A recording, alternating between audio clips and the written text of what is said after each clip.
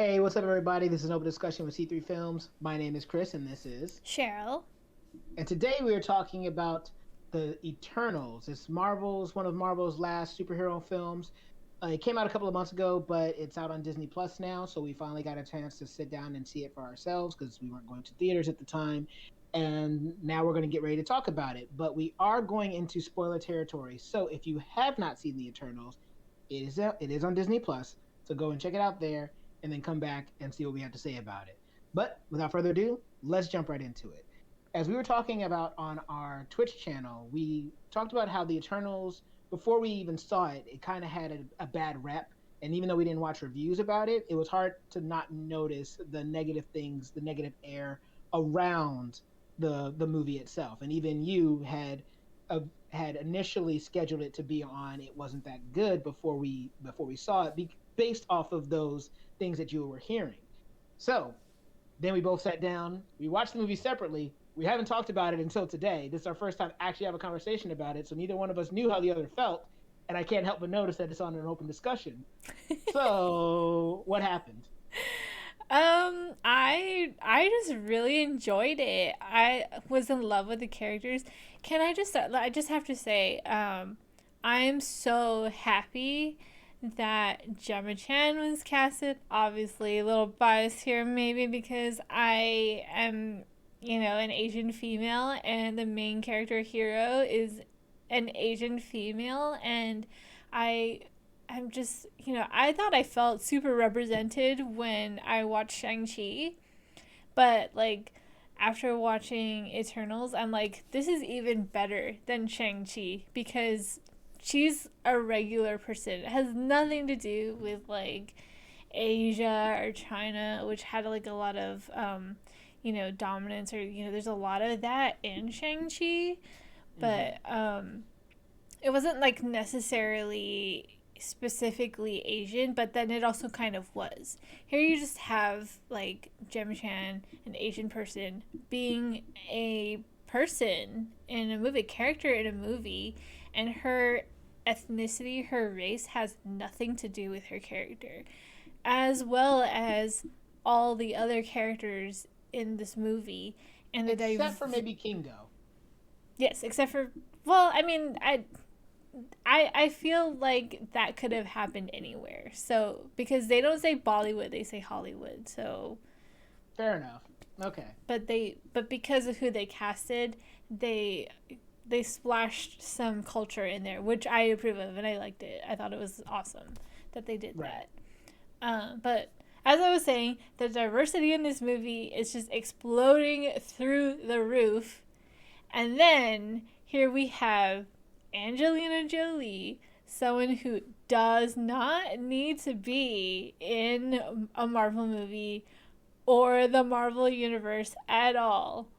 And here she is taking a back seat to all these other characters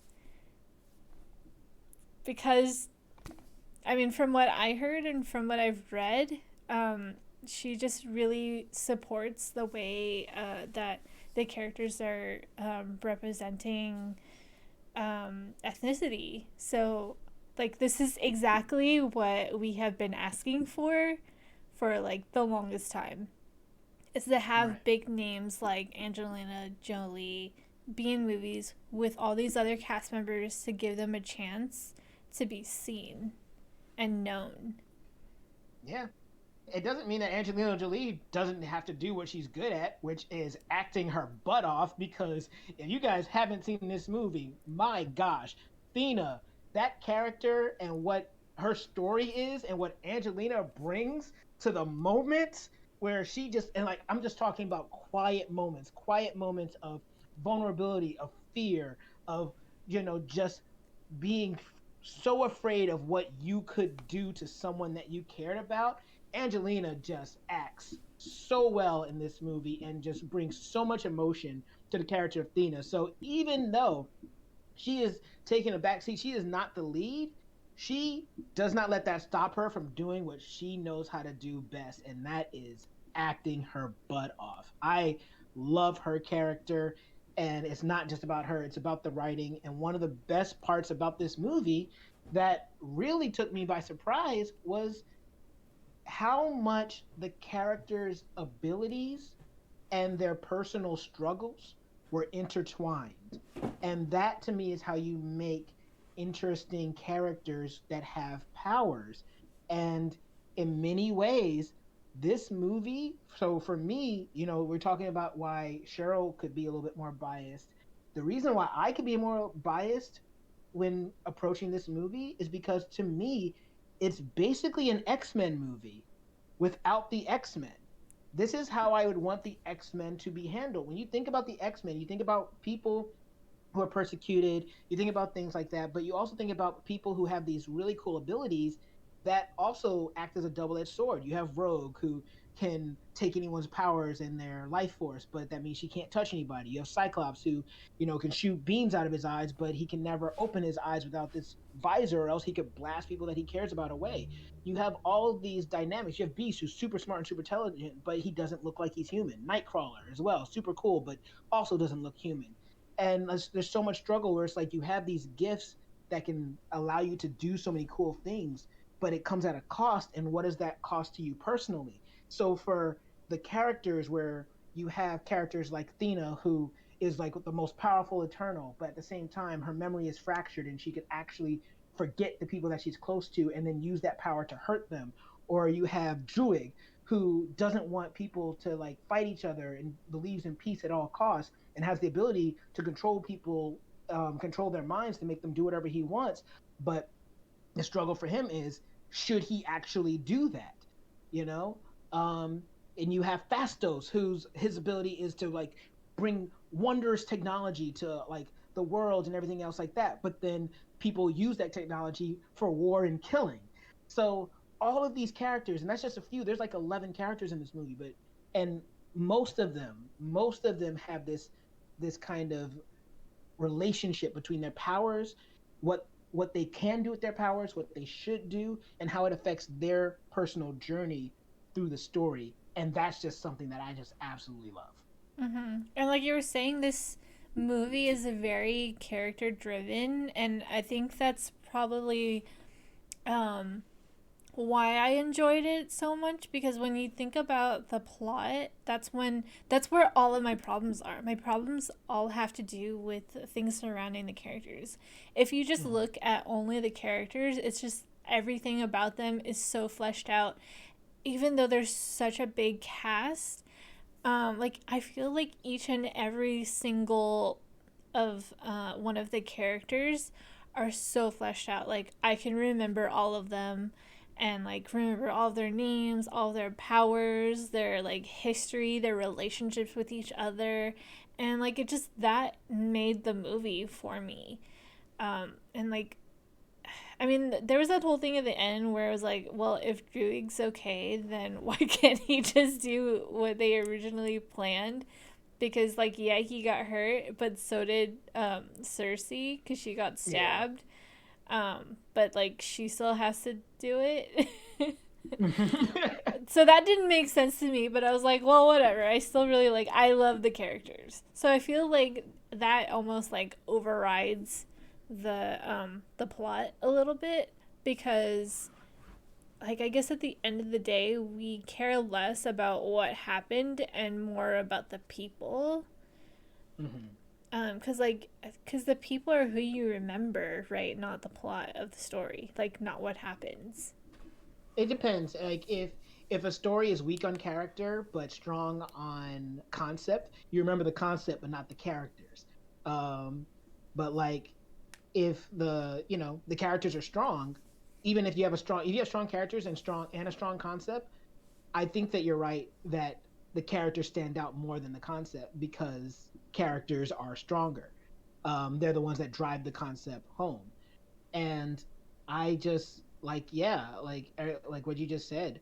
Um, there's a lot of there's things I could identify as problems related to the overall plot, but even just the fact that the characters, outside of like I talked about like their relationship with their powers, but even their relationship with each other, that's another thing that just stands out when you see Gilgamesh and him talking to Thena and them having their interaction and this relationship being about I am going to protect you no matter what. And then like just how they interacted. It's great when you see how Sprite and Cersei were interacting with each other as well.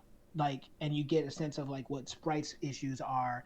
Just the relationship between the characters feels like a family. And down to like the end, which I also think their personal choices is another strong part of the movie, where Kingo is a great character. I love Kingo. I was actually sad that he was not there in the last fight, but story wise, it made sense, so I let it go. But the reason he's not there is because he agrees with the main villain of the movie, the main antagonist. He agrees with him. He's one of the good guys, but he agrees with the antagonist. Sprite's another one that agrees with the antagonist. So now, even though we have all of these heroes, they disagree fundamentally with how they should proceed with the overall problem that's taking place, and that felt very real. You get 11 people in a room, no one's going to feel the same way about any given subject. So the fact that even someone like Kingo can agree with the main villain, the main antagonist, but not enough to fight against the people that he loves, but just decides to remove himself, like that's not super interesting when it comes to making an action scene, but it's a super interesting character moment. Yeah, and I think that it's kind of interesting how they all have their reservations, and even though there's a divide in whether or not they agree on one thing to do or the other, they each have their own like specific feelings about it as well. Like you said, Kingo, he agrees, but he doesn't want to fight. And then Icarus wants to do everything in his power to make sure the job gets done. And then Sprite's doing it because she loves Icarus and she just wants to support him. And then you have like Druig, who doesn't really want to do it, but he's gonna participate because he feels like yes, it's the right thing to do, but he doesn't feel as strongly about it. And I think I don't even really know how like I think everyone else just kind of is going along with it. Yeah. That they agree, but like at least for those three, Kingo, Icarus, and Sprite, like their views on it or their motivations and actions are quite specific to the character. It's not black and white, and it's such a good way to show like you can agree about something but then have different reasons for it. Yeah, absolutely. And you mentioned Icarus. Like, I wonder how I when I watch these other reviews later, I'm gonna see how people like deal with Icarus. But I liked Icarus as a character. Like, there's nothing that Icarus did that did not feel like that's what that character would decide to do. Because even Icarus is not so much a villain as an antagonist because he's on the opposite side of where our heroes are.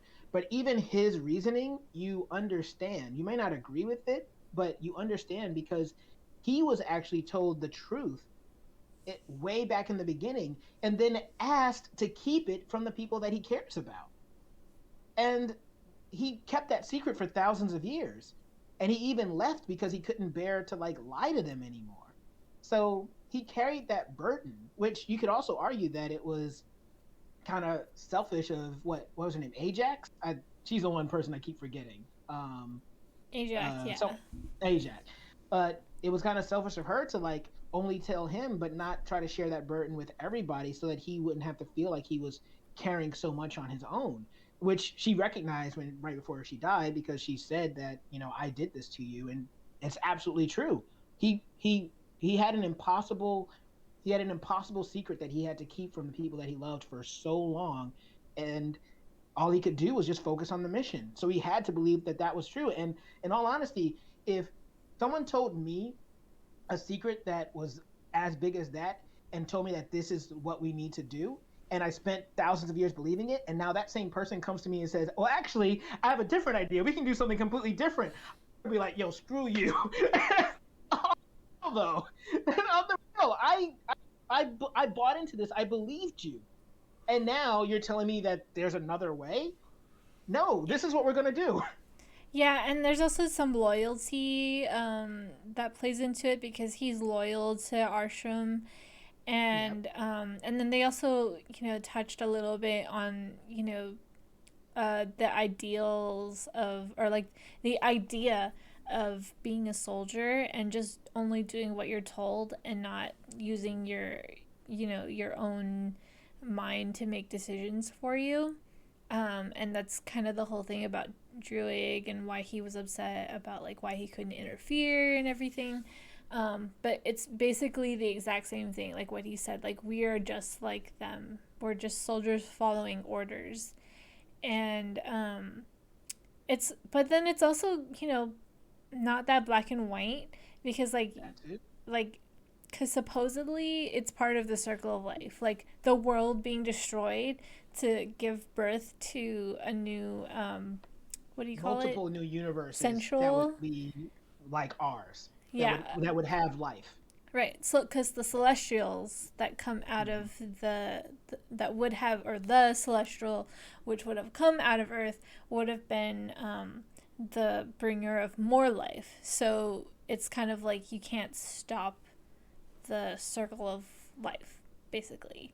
So, but I like the idea of, kind of trying to come out of the old way and trying to figure out a new way, which is what Cersei wants to do. And so, like, they kind of left the movie on a cliffhanger. So, and knowing Marvel, there's probably gonna be more that comes to it. Especially when they end it with Kit Harrington's hint at the, what is it, Black Knight whole thing Yeah, going on.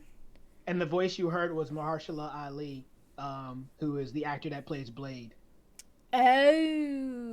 So that Oh. was Blade speaking to him. Okay, I was wondering who that was gonna be. Okay, I'm kind of excited. I didn't like the way it ended because I was like, well, this is hardly a conclusion, but like whatever, it's Marvel. By the But way, Game of Thrones much? yeah, I know. Cersei choosing between Rob and Jon Jon Snow, Rob Stark and Jon Snow, and Snow.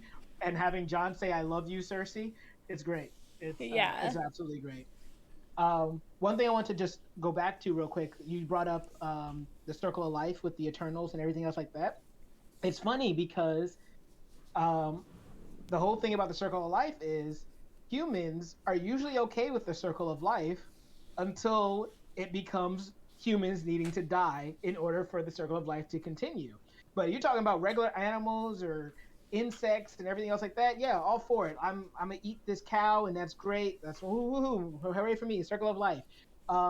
But yeah, the moment it's like, hey, your life is on the line and your life needs to end to make it so that more lives like yours can actually exist in the first place. Hold up, hold up.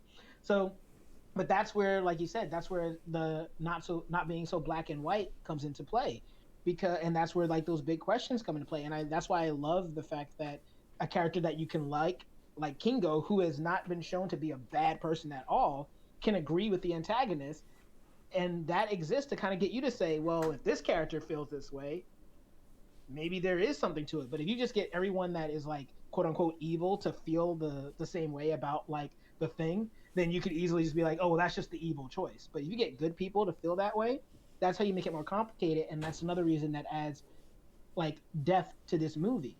Um, it's all in like, and this is also around the character interactions. Like we keep talking about character more so than plot.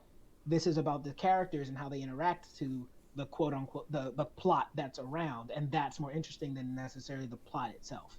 And even like, just touching on that, a good person making, or siding with the antagonist, but even the antagonist, Icarus, at the end apologizes and then Mm-hmm. flies into the sun. That which is my first issue with the movie, by the way. That he flies into the sun. I mean, I Yeah, like that he apologized, but I don't know about the whole flying into the sun thing. But like, yeah, it did feel a little bit like there was nothing left for his character to do besides die, because he had already made like the biggest mistake of his life by, going against Cersei and like essentially losing the love of his life. Like he just had nothing left to live for because he failed his mission and he lost his love. Yeah, I think that can work. I think for me personally, I think the reason I didn't like it personally was because I felt like apologizing to Cersei wasn't enough. I was like, you didn't just fight Cersei, you fought your entire team. And so I almost felt like at least making that character face them would have been important to apologize to them. And if he was able to face them, then he wouldn't, kill himself because that was one of those things that just happened in the moment. So like so in that sense it can make sense, but I just thought that it was not as interesting as forcing him to contend with what he really did and forcing him to face down his teammates who he essentially tried to kill. That just is more interesting for me personally, so that's something that I find myself more drawn to story wise and character wise. But and then I think also just like him just flying into the sun to kill himself just felt like such a cop out to me. So I'm not saying it dramatic. is, but that's what it felt. Yeah. Listen, the movie was 2 hours and 40 minutes. I'm okay with Which it. I like once again, I always thought these movies like, why is this movie so long? But when you see the movie, it makes sense. It has a lot of characters to juggle. It has a lot of elements to juggle, and I remember when I first watched it, when I saw them kill Ajak off screen, I got really upset because I was just like, why would they do that? That's Selma Hayek. Well, you could have got anyone to play this role if you're just going to kill her off screen. And then when you realize that it's the mystery of figuring out what happened to her, then I feel like okay, now that I get it now. Um, but I want to get really quick into two other things that I necessarily did not like about the movie that much, or I thought maybe were weaker. Um, I didn't like them killing Gilgamesh. I understand that killing at least one of the Eternals is a good way of like raising the stakes as opposed to if nobody died. So fine, I get that story wise. I didn't necessarily like his character to be the one that died, and the oh my gosh, I forgot what these things were called. I remember everyone's names, but I forgot the dark creature The things, deviants. the deviants. Um, Having that one uber deviant that could like steal the powers and stuff like that, like if you want to talk about feeling like there's too much going on, that felt a little bit like too much going on down to that character being dealt with simply by putting him into a cave alone with Thena, giving Thena a chance of revenge, and then he's just gone. So I think for me that was another weak element of the movie. Yeah, I feel like the whole thing about them being able to absorb the powers of the Eternals was something that they really didn't need to do. Mm-hmm. It just seemed like an extra thing that added nothing. Because the story would have been just fine if they just had regular deviants come back and it made sense, like, they were frozen and now they're defrosted because of global warming. Duh. That's the plot of what that was, that Tomorrow War. So, Right. so yeah, sure, that makes sense. That's totally fine, but because they made it turn into like an evolved sentient being who wanted revenge, kind of made me think like, well, why doesn't he take a side then? Because like he's about to be destroyed. Like he Right. should he He should take their side and help them he should against help them. Icarus because he would end up dying. Like they would all end up dying if that's like his whole thing is like, oh, you killed us all, Plus, my he was kind. talking about how he had the memories of Ajak, and then he also presumably would have had the memories of Gilgamesh. So the whole thing about it is just that the deviants aren't that different from Eternals. Like they even pose that question in the movie. They say, "What's the difference between an Eternal and a conscious deviant?" And they're like, "Nothing. We're the same." So once again, like a wasted moment to me. Where if you're going to have it in the movie, then they need like I know the movie already is long and the movie already has like a lot of things to juggle, which is why it's like we're saying you could just take it out. But if you're going to have it in there, realistically, these characters would have a conversation. They would at least have one conversation that does not involve them fighting each other, especially when they're incentivized to help each other, because neither, like, if the world ends, they die. And what has this been Deviant been fighting for the entire time? The right to live. So he's incentivized to want to stop Icarus. So yeah, like I was that's one element I was disappointed in. I feel like all of that, like everything you just mentioned, was there just to give Thena the Mm-hmm. opportunity to have this epic showdown with someone that's not Icarus, even though she had a showdown with Icarus that she was not meant to win. Right. Like, she shouldn't have won a battle against Icarus. But Mm-hmm. that was like the only way that they could give that to her character. Which, I would still say that it would have worked if they killed Gil with a regular deviant and then she Mm-hmm. had to fight the deviant. Or they could have made it like an alpha deviant where it was just like bigger and stronger than the other ones. But Right. like the whole giving it sentience is like, or not sentience, I don't think that's the right word, but the ability Awareness. It's yeah, like the it's kind of awareness. sentience, but yeah. But like that whole thing just made it like not make sense because then you're like, it doesn't make sense the decisions it's making then because yeah, Mm-hmm. it just doesn't make sense now. Right.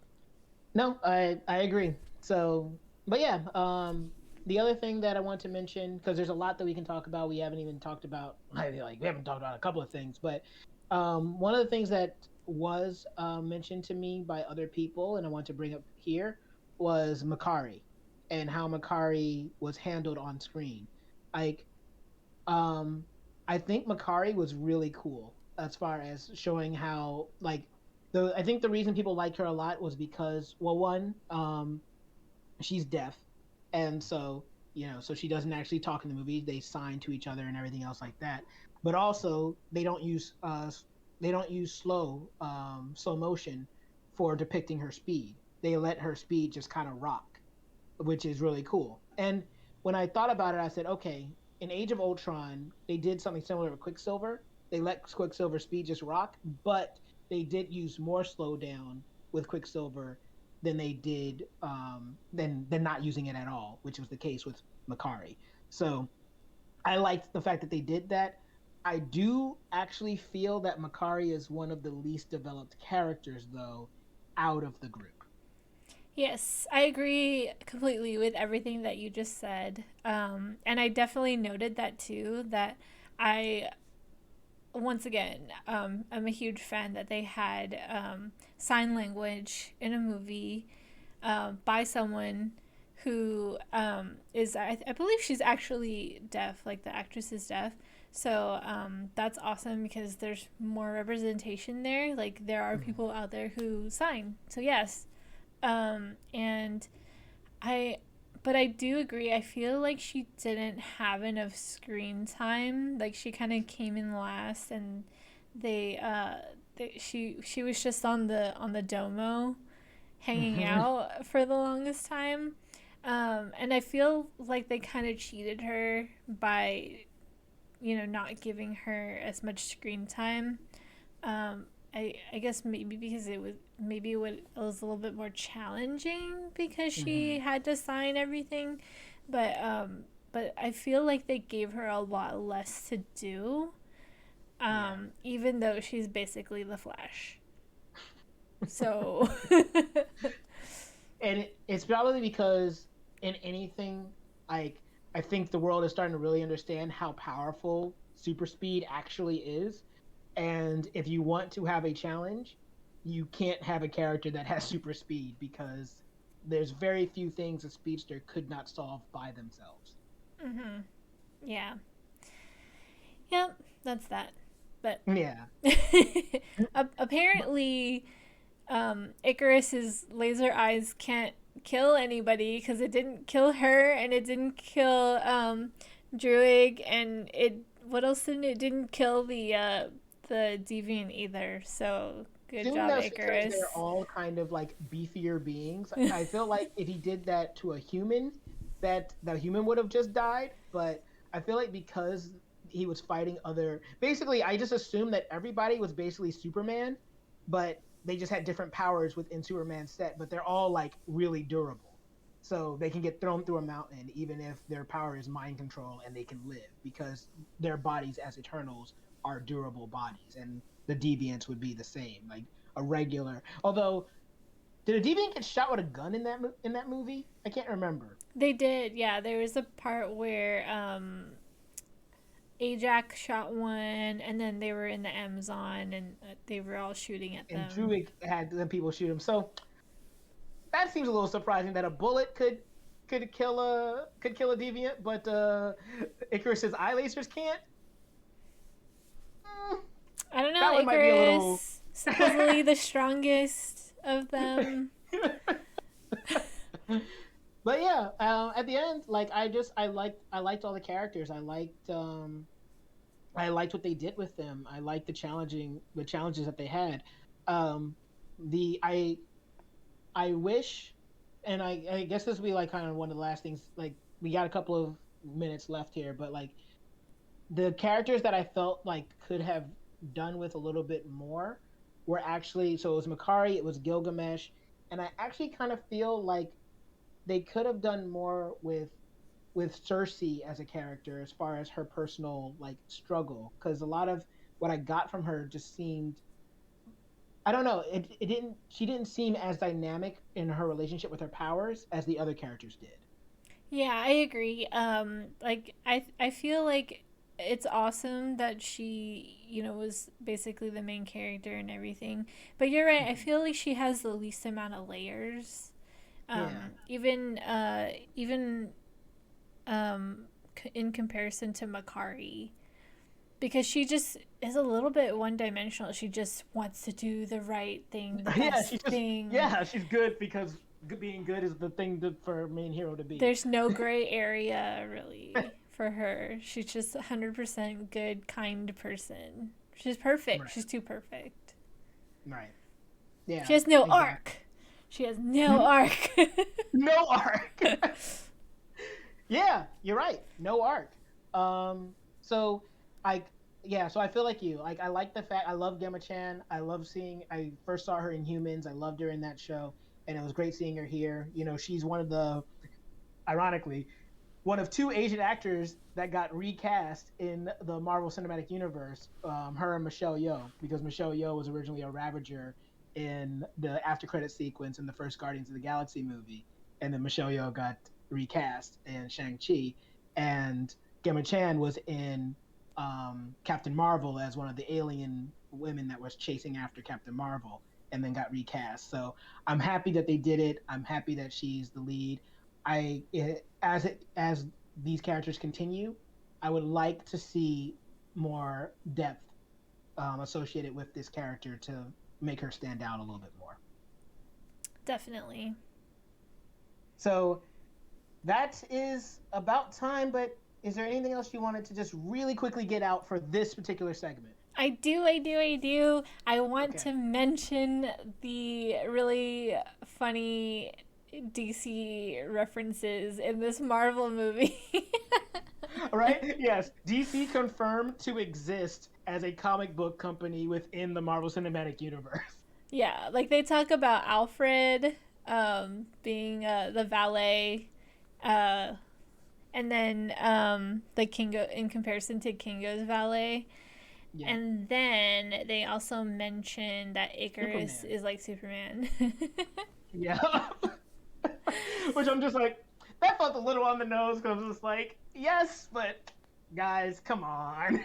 I just thought it was funny. It was like, cause I like after that, I was like, what's with all these DC references in a Marvel movie? And then we were watching Peacemaker this week as well. So and they also make references to other DC characters. So I was like, wait, what, which universe am I in again? Too many comic book shows. Yes. Comic shows and movies. No, absolutely. That was great.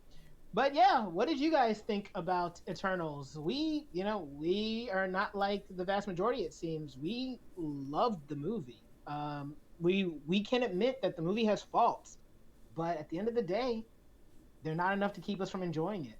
So, how did you guys feel about it? Do you feel the same as us? Did you hate the movie? If so, why did you hate it? Did you think it was great? Like, is it in your top 10 Marvel movies or top 5? For me, absolutely is. Because I really just love this movie and Cheryl feels the same.